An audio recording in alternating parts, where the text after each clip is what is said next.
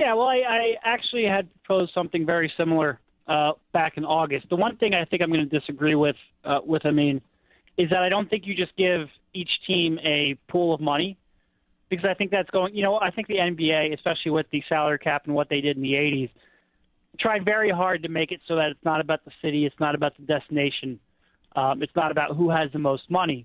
I think if you just give team an equal amount of money and say, here, go out and recruit draft picks, recruit rookies, then I think teams like LA, teams like New York, those markets I think are going to win. Well, I will say this, Derek. I will say this. Part of his explanation, which you didn't hear there, was if you're the worst team, he basically wants to cap it so that if you're the worst team, you could bid $4 million. If you're the best team, the best you can bid is like $500,000. So you're giving these players a choice. Do you want to make $4 million and play on a lousy team, or $500,000 and play on the best team? So he kind of made it like a cap system. No, I mean, that makes more sense. I think teams or players, I think, are more often not going to lean towards the money. I think one way to do it is, to me, I think tanking happens because free agency is limited, because of restricted free agency and the soft salary cap and all that stuff. I would love to see. I think you fix it by making a hard cap, and then just let teams sign with the money that they have under the salary cap, because good teams are going to have spent their salary cap on their superstars, retain their superstars. They're going to be capped out. Bad teams are going to have money. At least smart bad teams who have shed bad contracts are going to have money.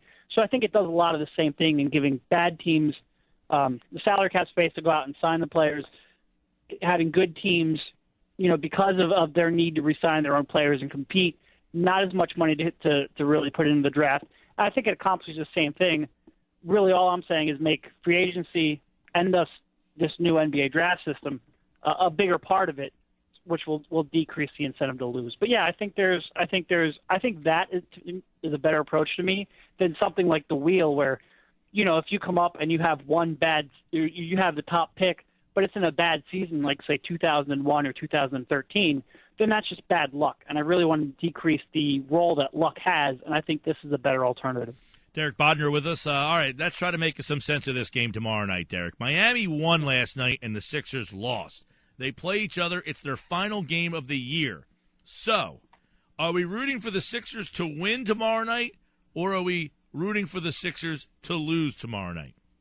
Well, a lot of that, I mean, there's really no benefit to the Sixers winning, especially if Nerlens Noel is going to play. There's just not, if Robert Covington goes off for 35, that's great. But this Miami pick is going to be really interesting. Now, if Indiana wins tonight, then Miami is eliminated from the playoffs. So that's going to drastically decrease, their incentive to go out there and play hard. But if Indiana finds a way to lose tonight, then Miami's still going to have something to play for. So hopefully they play their guys, they give effort.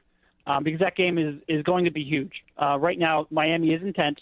They have to catch one of Indiana, Brooklyn, really one of those two teams. They can't catch Utah anymore because Utah won last night. So it's really down to those two teams. So you need Miami to win. If Miami loses, then there's no chance. No chance that the Sixers get the pick, but there's no chance that the Miami moves up to 11. And you need Indy to lose both their games or Brooklyn to lose their one remaining game. The really tough thing is that Brooklyn has Orlando to end the season. So it's really hard for me to imagine Orlando winning that game, especially because Brooklyn's likely going to be playing for a playoff spot. But the Sixers are going to need some help from a really bad team in order to really get this Miami pick. What benefit – both teams want to lose, obviously, right? I mean, tomorrow night, Sixers want to lose, and the Sixers and the Heat want to lose.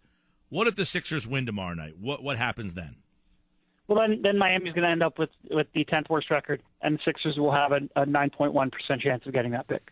What if the Sixers?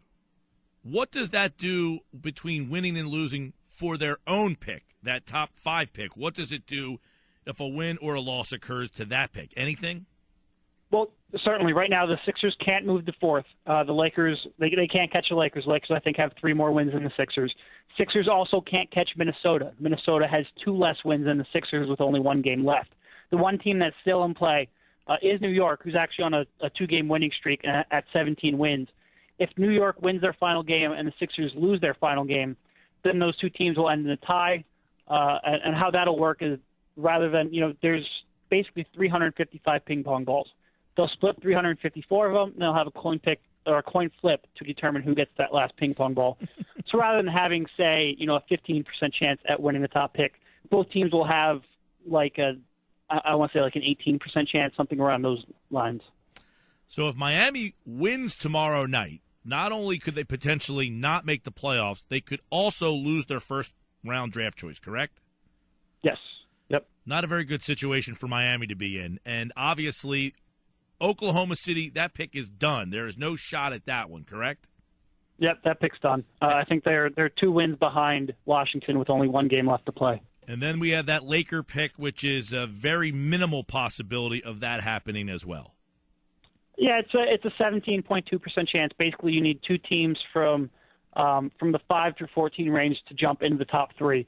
And it's not quite as unlikely as it sounds. Like I said, 17.2% chance. The problem is if 2 teams from that low in the draft jump up to the top 3, that not only leaves 1 top 3 spot for the Sixers to fall into, and really the most likely scenario, if the Sixers get that Lakers pick, is that they'll have the 5th and 6th pick in the draft.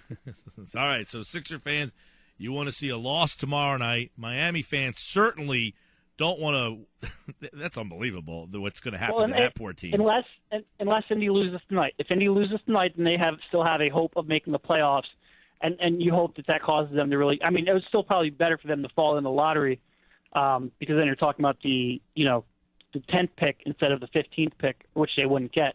But you hope that desire to make the playoffs outweighs their desire for the draft pick. Right. Well, Miami's got a double whammy. They could not make the playoffs and lose their first pick, all wrapped into that game tomorrow night. That's unbelievable. Yep. All right. So we got great interest in that game tomorrow night. It's come down. Look, the Sixers season has come down to the final game. Who would have thought? Derek Bodner. By the way, is Noel come down to a coin flip? That's true as well. I know Noel said he wants to play tomorrow. Do you anticipate him playing? I would doubt that he plays. I'm sure Noel wants to play. I'm sure the Sixers want to be cautious with him, and there's extra incentive to be cautious with him too. All right, Derek Bodner, everybody, at Derek Bodner NBA on Twitter. Sixers and the Heat tomorrow night, 8 o'clock start on 97.3. Thanks, Derek. Thank you.